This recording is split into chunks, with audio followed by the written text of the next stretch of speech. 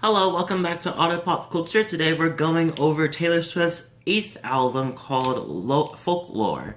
So, me and Taylor have a bit of a relationship in a way where I didn't really know much about her, but I knew a lot. Everybody talked about her, to I knew a lot about her, to I knew a lot about her.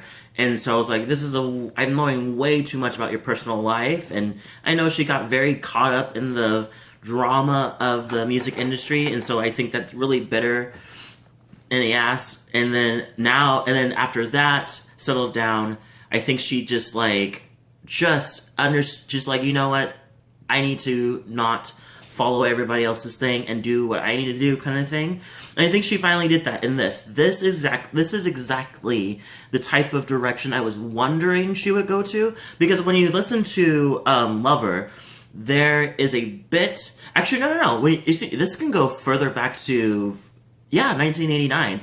So when you go back to 1989, there is Wildest Dreams. Wildest Dreams is very airy, very spacey kind of stuff, and you think, and I can hear her voice, and it just sounds right.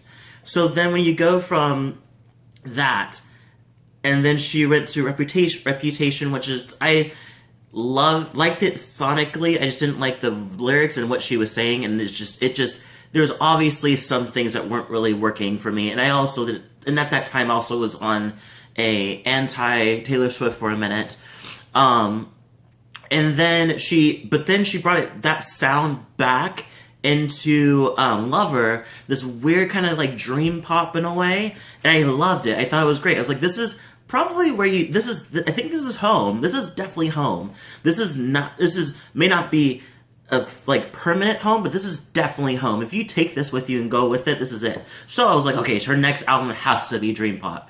But of course, she put the rug under me again, and came out with a bit of a like indie pop sound, like folk pop. That's probably more appropriate sound. So I'm gonna go through some of the highlights of the songs I really liked, and also some undertone like stuff that's been going on, and some Easter eggs, of course. Not all of them, because as much as I do like her songs, I do like her Easter eggs. It's getting to the point where I don't want to go too much further in it. It's just when you look at it, most of the people are just, it's more theories more than actually her saying this is what this song's about, you know. So I'm gonna go off based off what she says directly and what I also think it could be. So anyway, so I loved Cardigan. Cardigan was the first song that came out for her single, literally a couple days ago, or before the weekend, and it was the first one, and she released it right before the day before her album, so it was just like, oh, there it is. Or 2 days or one day, it was one of the two. So Cardigan is the beginning of the trilogy of songs with the umbrella called the teenage love triangle, and it's based on three people, three perspectives, three situations. So Cardigan is the first one, and we're talking about, and this is supposed to be, the three characters is James, Betty, and another person, and another woman. So, or girl, I should say, since they're teenagers. So this one's Betty's perspective, and she's pretty much saying, like, she's talking about how, like, all these, like, she really loves this guy, and also talks about how she did lose him in the end, just like chasing two girls, but chasing two girls, losing the one, and then the one was her because she was with James in a relationship. So I really, really liked that. I thought it was really nice. It definitely set the tone of what the sound that she was bringing to the table. The Great American Dynasty was something that I heard everybody was like, it's amazing, and I was like, okay, cool. And so I got into it. I really like it. It's pretty much about Becca. I'm sure that's what she was called with her friends. Rebecca Harkness. She was a person that owns a Rhode Island house called Holiday House, and she was there with her husband who who had a share, who was an heir to the Standard Oil company. When he died, she took over. She took some like a good amount of share towards the company, or from the company, and pretty much like stayed at that house. And everything went well, and she was throwing parties. She was out with the girls. She was out with all these things. Like it was a pretty much a house party type of like house. And this is the same house that Taylor Swift has recently bought there. And at the same parallels, which is interesting, is that this Rebecca was being shunned from the town because which is, she mentions a couple times, like make it seem like it's her fault that her husband died, but maybe that's what the town thought, and they shunned her because like, oh, you're doing all these things, like you're partying, you're not really like, I'm sure they were thinking like you're not really taking the money seriously or whatever, or maybe just because she was a woman and had her own money and that was always an issue. So she goes through different things where she talks about like her life and what she was doing and how she felt and everything, and the people going against her, and kind of comparing that to herself as well. And because I feel like an article popped up on when I was looking up more information about it, that people in that town was also upset with Taylor Swift for buying it. So there was always parallels with that. Exile is my favorite song off the album. It has to be. Featuring Iver, which is the very first time I've ever listened to him in my life. So, and he does a great job. I thought he was sounding like this, but he actually has a good range. He has a very great range. I didn't know this.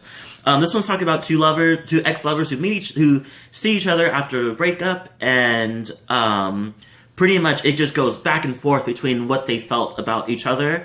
And it's so great. I love it. It's so set up so perfectly. So in this one, Bon is pretty much talking about how he was very surprised and shook over the breakup and didn't know any signs over it. But the other side, Taylor Swift's character says that because he's like, you never gave a warning sign, and she's like, I gave so many signs.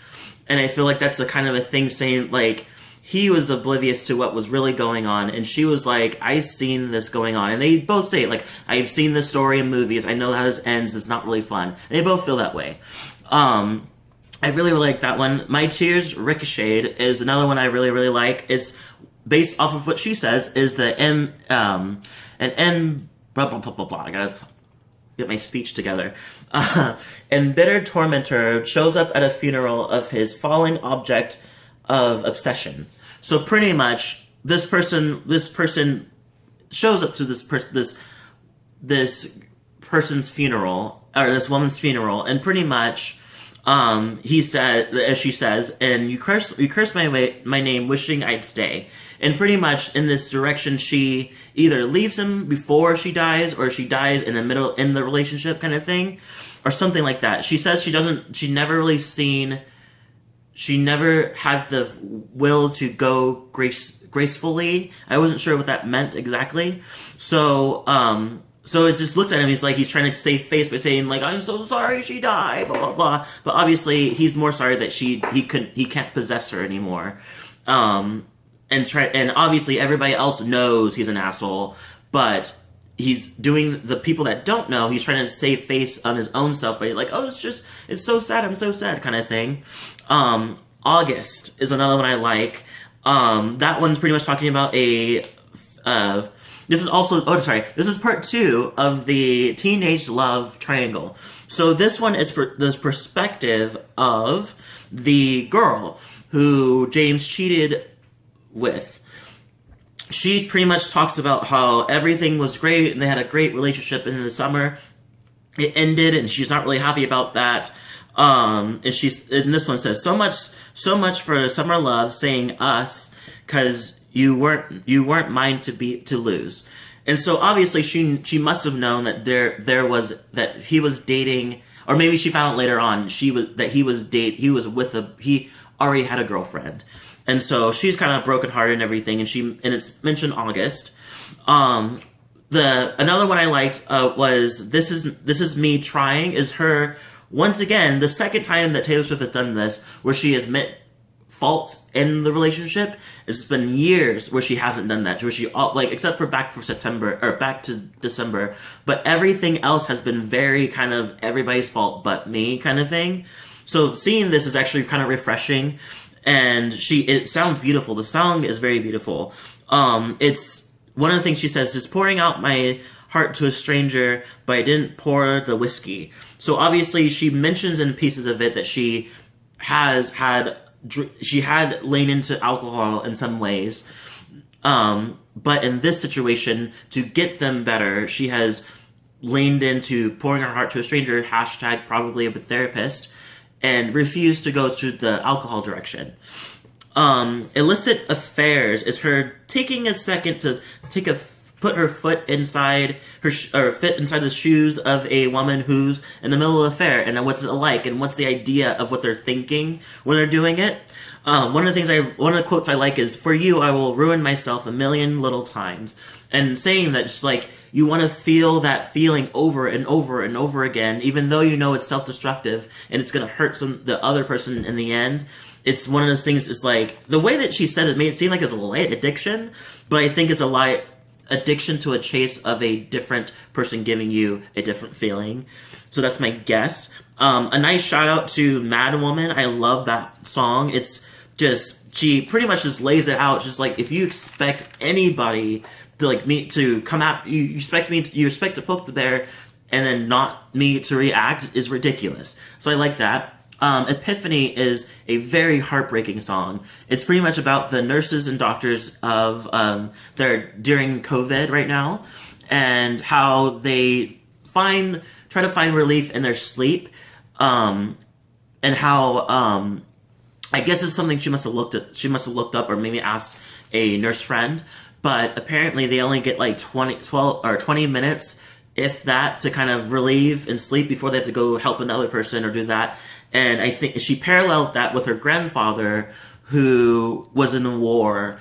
Beaches, which she mentions beaches, so it probably has to do with the fact that it has to do with Normandy, probably.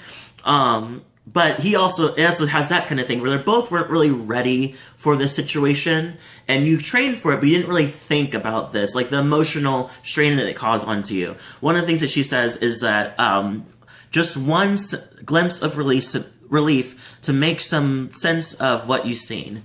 Literally love that. I think it's beautiful. And Betty was another shout out. A favorite song that I really like. It's a ending finale of the teenage love triangle, and this is from this perspective of James, the asshole. So he pretty much doesn't really you think he's apologizing. You really think he is, but he's really not. He's kind of blaming it on his youth. He's blaming it on his, like, something else. He was blaming it on something else that I gotta look into it. But he's like, if I go in the garden, he's like, in the garden, would you trust me if I told you it was just a summer thing? And it's just like, weird. But anyways, as it goes on, you see that Betty's moved on. Betty is over it. She doesn't want to deal with it. She's not going for it. But he's looking to find a way to get back in her graces. And then so those pre-highlights I really like. I really love Peace. I really like Hoax. I think those are really beautiful songs. This is exactly where I felt like that she's in her element right now, and it's an element that no one knew that she could do. So I'm very proud of her in that. I'm very proud in that direction. That's really nice. So I give this a 9 out of 10. I think it's really nice. There are some songs like Seven and Mirror Ball, which I did understand what's going on, but it just didn't really catch me. Invisible String was cute, but I felt like I feel like maybe I got little kind of like, how long is this going to be? Because it is 16 tracks, and 16 tracks used to be really cool in the early 2000s and mid 2000s, but then we kind of got shorter to 12, and now some people are saying albums are 8 songs long now. But I appreciate this, and I really do like it. I think that I will give her dues, that this is definitely a great direction for her to go. Leave a comment below, tell me what you think. If you liked it, didn't like it, let me know. And I hope to see you all in the next video.